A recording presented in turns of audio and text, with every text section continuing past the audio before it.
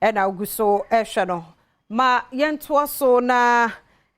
yenko school feeding emu ensem na wotwe kwabosumi mu ni na school feeding caterers no eyese won mate atua efi se won benu aduane won anu aban ne de won ka enu achi nso ewasa aban ne tum fi se sika wotua se no ne yemfanya aduane mankoda no ewo fom kra ne nso ne yate asem de fi se won se strike no de aba na wieye Adom Kasee etwaso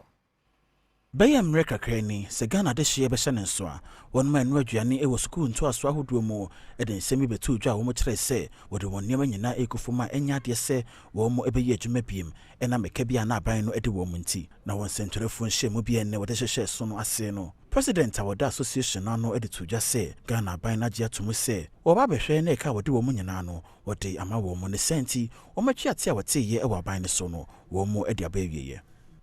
Adom TV amane boni kwadwo mensa brampa ekopie mu ewon sentrefo nhemu no ase ensem ekọ so honom no wababwa no ede to aso nyina munim se second term of 2023 ye nationwide strike ewo 260 districts ewo Ghana ha tie frem anopeya na ye pese mo mamuti ase se SARS strike no ya calling no off on the 5th of June 2023 ye minister share negotiations say a school feeding association executives for my assurance say enema edikan obeya dia mayen di edikan obetua yen third term 2022 aketua edi amaye assign my assurance say ekebia ewo from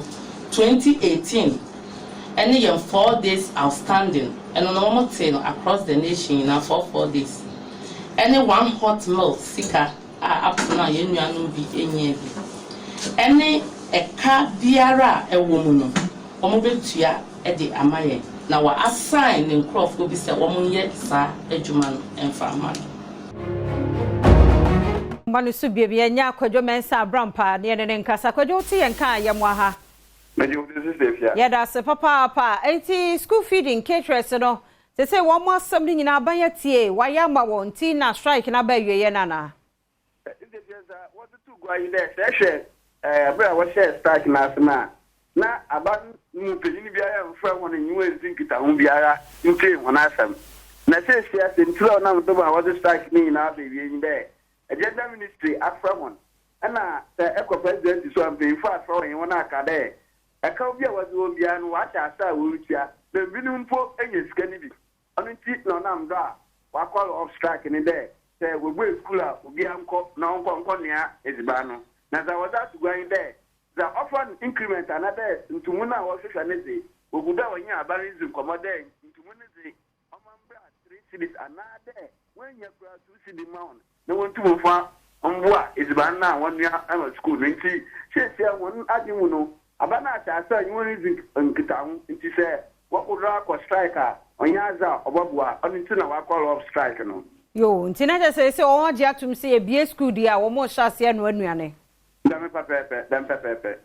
kwadwo yada se nti dia ka chire wadaroma sade o ye ne da no na wama yate yada se papa kwadwo mensa brampa school feeding caterers association central phone share mudie ya won ye ne na yete no nka no